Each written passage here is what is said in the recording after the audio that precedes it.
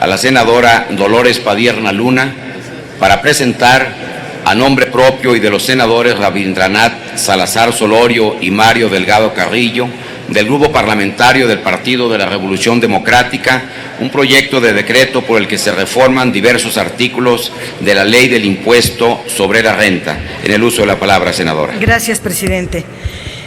Como vamos a entrar a discutir los temas fiscales en la Ley de Ingresos, hemos presentado una iniciativa de reforma fiscal del impuesto sobre la renta. Recordémonos que en la reforma hacendaria hace 2 años, en 2014, se sustituyó el régimen de pequeños contribuyentes por el régimen de incorporación fiscal. El motivo de este cambio, según el gobierno, era reducir la informalidad en la cual millones de personas en nuestro país se encuentran. No obstante, a pesar de que en los criterios generales de política económica 2016 y en el discurso oficial se ha presentado como un éxito, haciendo una evaluación y números en la aplicación del régimen de incorporación fiscal, el Ejecutivo Federal no puede sostener que sea un éxito a 2 años de su aplicación. Ellos mismos están proponiendo un cambio en la Ley del Impuesto sobre la Renta, proponen varios ajustes al funcionamiento de este régimen y no hacen una evaluación de los efectos que tienen estos cambios en su funcionamiento, ni cuál es el aumento de la contribución o cuáles son los cambios en todos los objetivos que se fijaron cuando se canceló el régimen de pequeños contribuyentes. En su momento, el Ejecutivo señaló que los cambios estaban dirigidos a personas físicas con actividad empresarial, con capacidad administrativa limitada a 2 millones de pesos por año, y preparar a los contribuyentes para una eventual inserción al régimen general, es decir, para que paguen impuestos sobre la renta de 35%, que ese es el régimen general. Y se da acceso a una herramienta electrónica, al SAT, que les, entre comillas, simplificaría el trámite. Se ofrecerían incentivos económicos y de capacitación para crear la incorporación de todos estos trabajadores a el Seguro Social. Están considerando a locatarios de mercados, misceláneas, pequeños negocios, servicios de muy diverso tipo como un sector informal, y allí radica el error gravísimo de este gobierno, que está considerando a contribuyentes, es decir, a gente que estaba contribuyendo al erario en este régimen de repecos, como si fueran sectores informales, y no lo son. El impacto que ha tenido el cambio de estos regímenes no ha tenido nada de los objetivos que se fijaron. En primer lugar, combate a la informalidad o creación de empleos. Ni una cosa ni la otra han logrado. La población ocupada informal tuvo una reducción de apenas 0.8% en el periodo comprendido entre enero y marzo de 2015, en comparación con el mismo periodo del año pasado. Según los datos del INEGI, con datos desestacionalizados, la tasa de informalidad laboral fue de 1% y se mantuvo sin variación. Y la tasa de ocupación en el sector informal, 1, fue inferior en menos 0.3%, puntos porcentuales, respecto al cuarto trimestre de 2014. Pero insisto, el grave error del gobierno es considerar a estos contribuyentes que estaban en repecos como si fueran informales, y en realidad son micro o pequeñas empresas dedicadas a diversos servicios.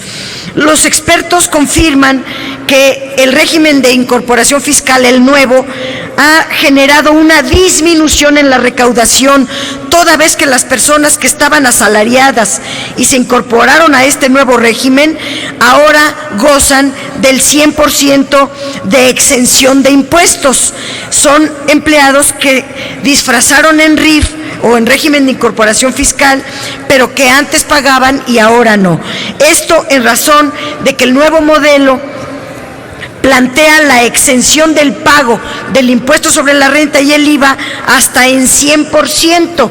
Ustedes dirán, entonces, ¿por qué se enojan si antes pagaban y ahora no pagan? Pero es que el régimen de incorporación fiscal está planeado a 10 años, comenzando con el primer año, no pagan el 100% y se va reduciendo la exención hasta que al final pagan 35%. ¿Cómo va a ser positivo este régimen? Es engañoso, más bien. Y el SAT, además de dejar de percibir ingresos por concepto de impuesto sobre la renta, erogó 12,182 millones de pesos para financiar este régimen. No obstante, no existe garantía de que se recaudará en 10 años lo que ellos dicen que se van a recaudar ahora con los estímulos fiscales. Con la incorporación del régimen de pequeños contribuyentes que proponemos en esta iniciativa, que es muy simple, es revivir el régimen de pequeños contribuyentes. Tiene varias razones. En primer lugar, hacerle caso a los sectores. Un gobierno que no escuchas, un gobierno que no oye a su sociedad, es un gobierno autoritario que no puede preciarse de democrático. Nosotros estamos proponiendo reducir, flexibilizar, aligerar los costos que implica la tributación en el régimen de incorporación fiscal, que son la obligatoriedad de emitir facturas fiscales digitales, la expedición de comprobantes de nómina, llevar un solo registro de ingresos diarios, así como la contratación de contadores. Si los microempresarios no tienen ni para pagar bien a su familia, que son sus empleados, ¿cómo van a contratar contadores para la elaboración de la contabilidad correspondiente?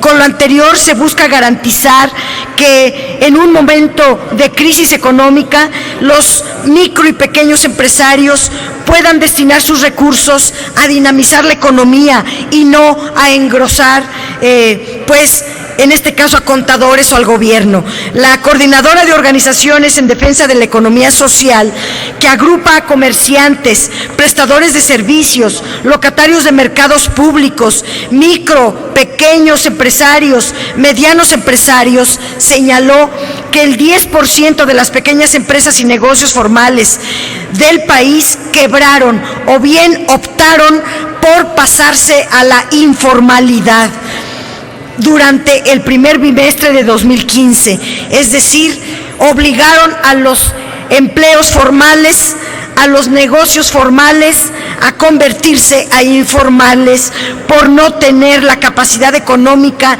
para cumplir todo lo que los obliga el régimen de incorporación fiscal, con un monto que equivale a 20,000 empresas, con ese costo también en empleos. Establecer que las personas que tributan en el régimen de pequeños contribuyentes cubran una sola cuota.